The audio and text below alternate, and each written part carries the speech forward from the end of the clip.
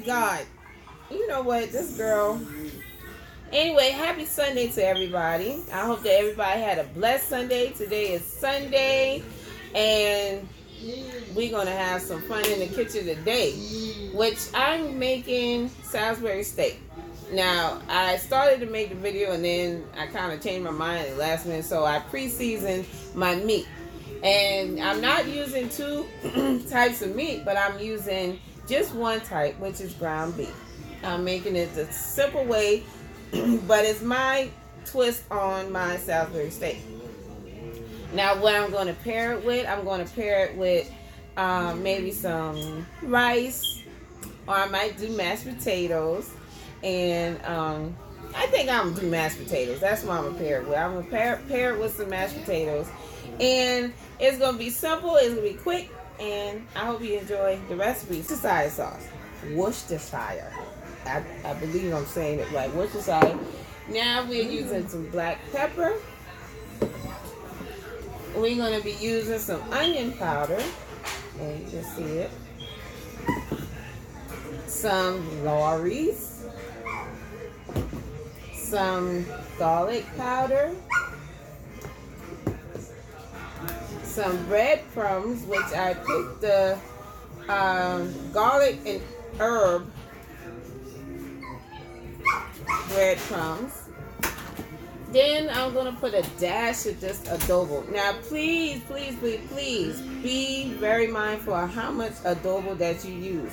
Now I know that I don't cook with measurements all the time, but in this case, I have used just maybe a tablespoon for this. I used 5 pounds of ground beef because I'm, cooking a good bit of the patties, the Salisbury steaks for family of my 6 that's in here. Okay, so we're gonna make homemade gravy to go on top of this Salisbury steak. Now, of course, of all things, wash your hands. Make sure your hands is very clean and your surface is clean and everything's clean. And what I have in this bowl is my ground beef. And I had already pre-seasoned this ground beef. So, let's get the mix. Oh, beside that, I forgot. Let me rewind. I had used 3 eggs in this 5 pound pack of ground beef. Okay, let's begin. Now, I will begin by kneading the ground beef. Don't be afraid to get your hand messy because besides all that, your hands is very clean. And I used about a cup of the breadcrumbs. And of course, with the seasoning, I did not measure. The only seasoning that I did measure is the adobo. So the adobo, I used about a tablespoon of the adobo. And you're just going to squeeze and massage the meat. Mix it on in. Jeremiah, be still. You're going to fall. No, don't do that.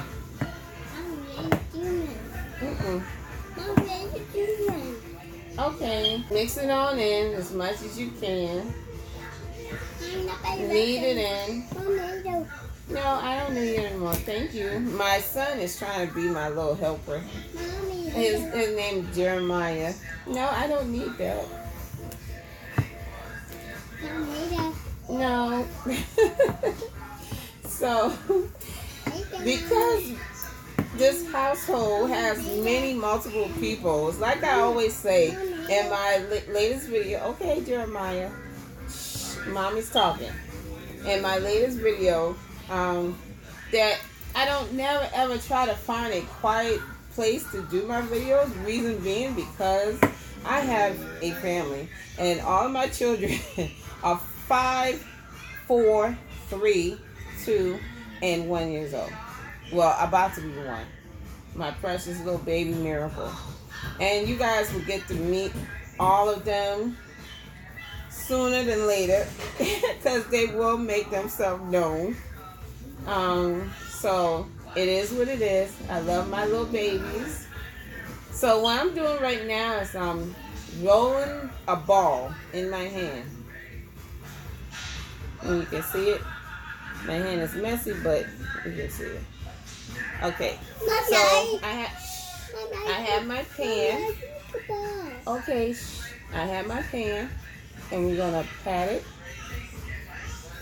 And you can mold it any type of way you want. But in this case, I'm going to do it in small circles. Why? Because I think it's easier for everybody to cut into and keep it moving. Now, I could use the method that I normally do. I will mold it into a oval shape. Basically, like the side. Wait, let me put this down first. Like the size of my hand, not completely, but from right here on down here in a circle like an oval, which make it the the longer version, and smash it down to about like maybe like so, like an inch or two. Because you want to not make it too thick, because if you make it too thick, then it's going to take longer for it to bake.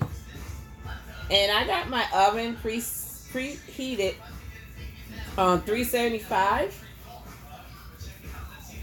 So this will take roughly about 30 minutes to cook in the oven. About 35 minutes. Not too long. But it will be well done. And I will be making homemade gravy to go over the Salisbury. And what I like to do after it's baked, I drain off the excess fat and oil from the ground beef, and then I go into putting the gravy over it, and then I stick it back in the oven for another like 5 minutes or so, 5-6 minutes, and let it, just kind of take in all of the gravy juices onto this Salisbury steak. It is so delicious. Yes, it is.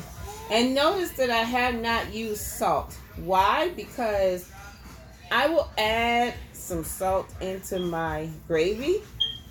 So I don't really need the salt in my patties. I think using excessive amount of salt is what causes high blood pressure. I'm not a doctor or anything, but that's just my opinion. So kind of use everything with moderation. Everything with moderation.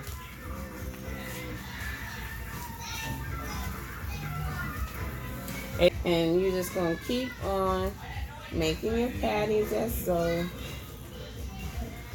See? And don't worry about it trying to be a perfect circle or anything. I think my lighting is kind of light on over. Maybe.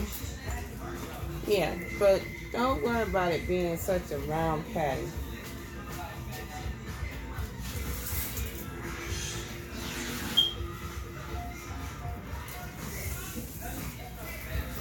And yes, your hand will get messy doing these. It tastes so much better doing your homemade Salisbury steak versus getting the Salisbury steak out of the store, out the frozen food section. But, again, some people don't have the tolerance, the patience to do it. But, it's worth a try. Once you try and you figure out, well, hey, this is not for me, then by all means, you can get the frozen kind. But if you're somebody who just like to say, well, hey, I'll try it once, or I see that I like doing it, then, this is for you. See? And you're just going to line it up just like that until your tray is finished. So I'm going to finish making these patties, and I'll be right back with my next step with what I'm going to do. Messy, messy, messy, messy.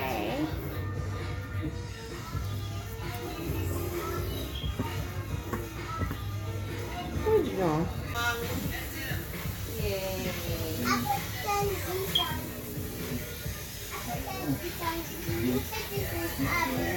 Yeah,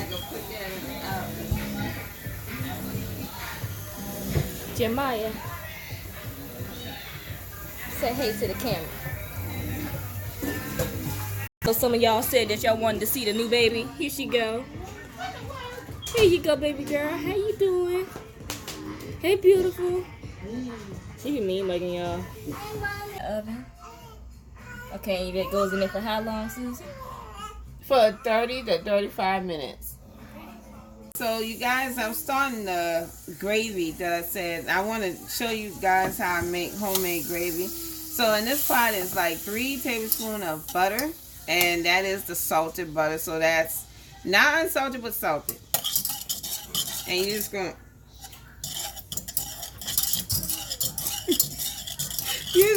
stir. Y'all forgive me. Some of the butter has splattered on my shirt, and I was like, what in the world just happened? Anyway, so you're gonna let it melt on down. And the purpose of melting this butter ahead of time, you're gonna create something that's called a roux. There's a white roux and there's a dark roux. So in this case, I'm gonna let this butter melt on down some.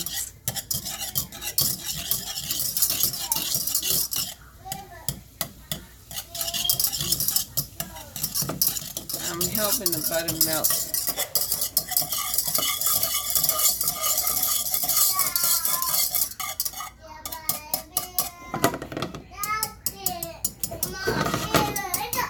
Let that butter turn brown just a little bit. It ain't gonna brown, but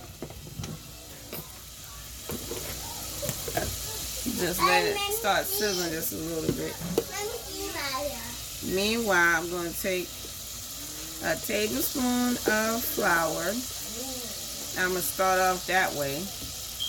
And the goal is to allow the roux to continue to cook and start to get like a peanut butter color brown. So I'm just going to sprinkle that in there.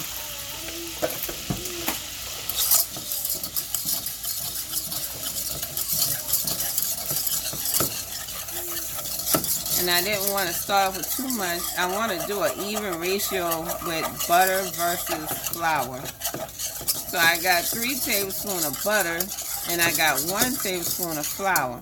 And I'm just going to consistently turn it. And you want to start it off in a medium to high heat. You don't want to scorch it. And you don't want to cook it too fast because it can get real sticky. See how the butter beginning to turn a little bit brown? And you want to keep doing that until it gets like a peanut butter brown.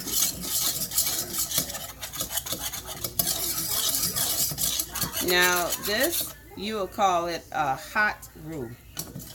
Roux is just the base of the gravy or any type of sauce or something like that you're trying to create. But yeah, gravy in this case.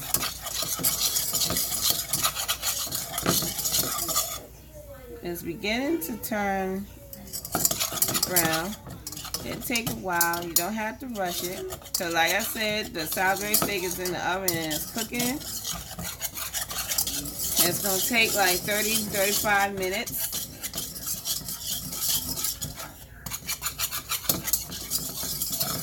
And you keep stirring it because you don't want it to get stuck to the pan. So right now it's doing pretty good. You can let it rest for a minute, but keep your eye on it because you still want to continue to stir. You don't want it to rest too much because you want it to start to turn color. Now, what I have on the side of here, which you probably already noticed, is a browning agent, and you want to use just maybe a 1/4 of a teaspoon of that in your gravy in case your gravy is not dark enough the way you want it. That's the only purpose of me using that, if it's not quite dark the way I want it. But for right now, we're letting it cook down just a little bit more. Like I said, on a low to medium heat. You don't want it on high, because you'll burn your gravy. And who wants burnt gravy? Not me. Not me. All right, you guys, you see how it's getting brown That's what I mean by peanut butter color brown. And you could let it sit some more to get a little darker than that, but that's, like I said, where this come into play. You know, if you want it just a little bit dark, you just use like a 4 teaspoon of this browning agent, and that'll help it to get browner. But for right now, this is just the butter, like what we did, the butter and the flour. Am I holding it where they can see it? You keep turning it like that where they can't see it, but now they can see it. Okay. So now, in this mixture here is what we call the cold roux. This is just a tablespoonful of flour. And I use 3 tablespoons of water. Now, using 3 tablespoons of water, if it does not, if it's not loose enough, like you want to start off as if you're making like a pancake batter. I'm just giving an example, pancake batter, right? And then you want to slowly add the water into it so that it can get kind of loose like this. Because this is just adding into the base that you already started to make your gravy. And it's going to thicken up because of the flour.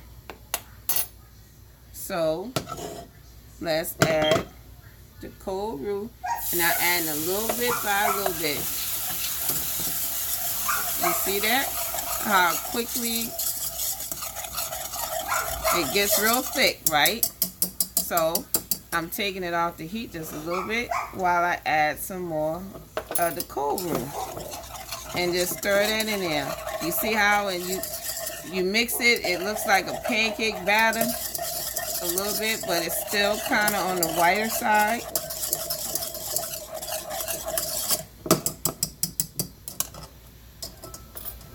And I add some more. It looks like I'm adding milk, but it's just flour and water. And I'm holding it off at the heat because I don't want it to clump. And I'm using a whisk.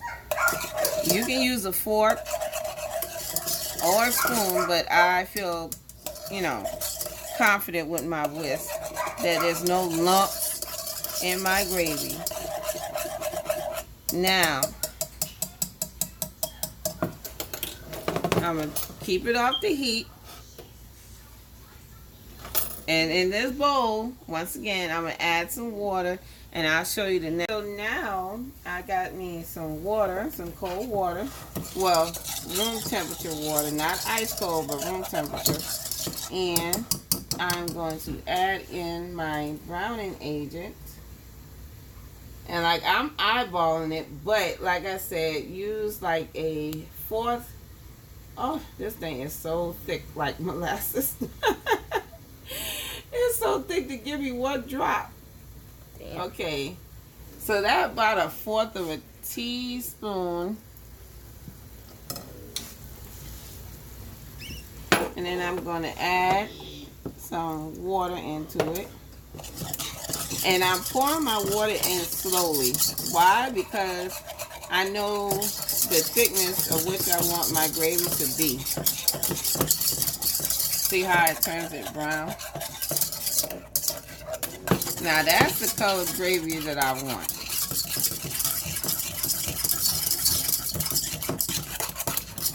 And no lumps. Now I'm going to slowly add in some more water.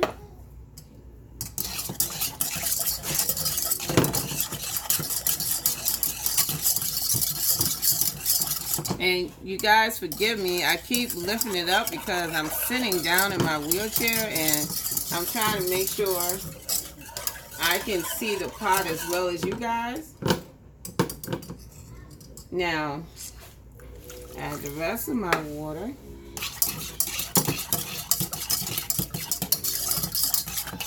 And I would say all in all, this amount right here would make about what, 2 cups? About a cup full of gravy. And now since you're at this point, you're going to turn your stove up just a little bit and let it get to that boiling point. Almost boiling, but not quite boiling. Because you want it to continue to thicken up.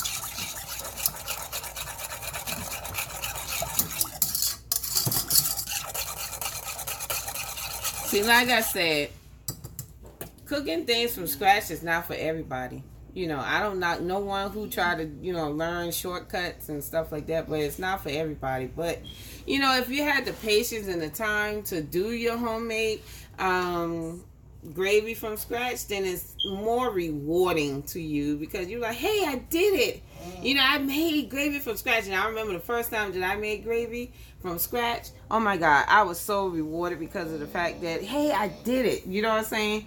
It's like you watch your mom and grandma and everybody cooking in the kitchen, and you know, like, how they doing that and stuff like that. So you kind of pick up from what you experience.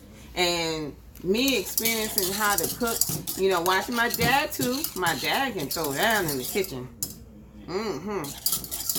So just watching them, and I learned, and well, thank you very much, ma'am. Sorry. I pick up, I pick up from watching them. But see, it's starting to thicken up some. Just turn your stove up just a little bit. And you don't want your gravy to be super, super duper thick. You want it to be in the consistency of, like, say, a soup almost, like, but not quite. Now, see, this is how you test to see how thick your gravy is. You're going to pour it on out. Now, that's a good gravy. And if it coats the back of your spoon, that's a good thickness. That's a good consistency. Now, here comes the flavoring.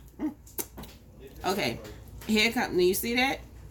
Can they see that without the steam? Without the steam? Yeah. Can you see that clearly? Do I need? Okay, let me. Oh, Lord Jesus. Okay. I'm gonna take it so because I want them to see. Can you see that? Can you see it clear? Yeah. Okay. Now you see the back of the spoon? Okay. That's how you want your gravy to be. Now, in my opinion, this gravy is done. Now, stay right there. I'm going to get some salt and pepper. Now, this is how I layer my gravy. Because remember I said I was going to put some salt and pepper in my gravy and I didn't have to put it on my Salisbury. Anyway, so I'm adding my onion powder. I'm adding my black pepper.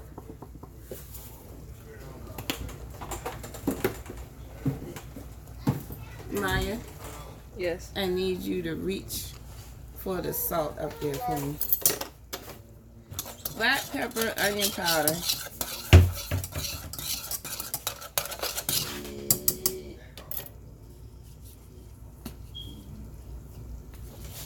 Oh, shit. Shoot. Sorry, guys. Excuse my language. A little salt.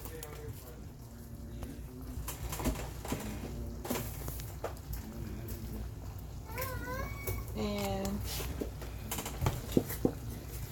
some seasoning salt.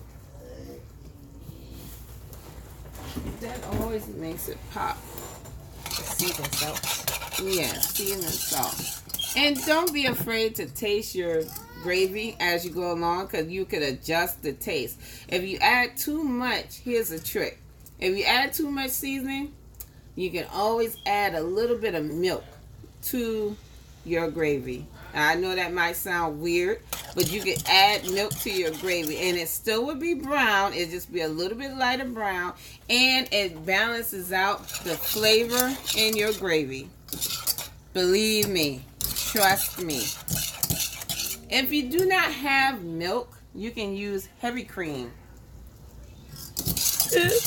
Why you? I felt the camera was too far on my face. Okay, let me taste it. Now, see? That's good. Now, what I want to do, because I'm going to do it anyway, I'm going to add just a teeny bit of milk. When I say teeny bit, I mean like a 1/4 cup of milk. because I like to blend my flavor. And let's check on the Salisbury. Just to let y'all know, don't put your finger in y'all pot if you ain't cooking for your own family. Just saying. Yes. I don't trust that. Don't know where y'all hands been at, but alright. That looks good. Okay, yeah. Now I'm gonna drain it. Okay, so what's next? We're gonna do mashed potatoes, and we're gonna do some mashed potatoes. Pretty much, yeah. We're down for the gravy. And on to the mashed potatoes. On to the mashed potatoes. Be right back. Right back at you. All right. So you guys, we went through the mashed potatoes. You know, I got a little busy because of the 5 kids. You know, my hand got full. But anyway, so let's recap. We did Salisbury steak. We did a homemade gravy. We added some vegetables. And we did mashed potatoes. So I wanted to show you my end result of my plate. Isn't it gorgeous? So you too can achieve this look, this recipe, easy peasy, whatever. If you have the time for it, like I said, you can do it from scratch. Homemade gravy is better. You'll be so rewarded because you have done it yourself. If not, that's okay too, because you can always, you know, get that pre-made powder that makes your gravy and everything. I mean, you have to start from somewhere. So anyhow, this video has been brought to you by me. What's your name? I'm sorry to watch it. So, like, share, and subscribe.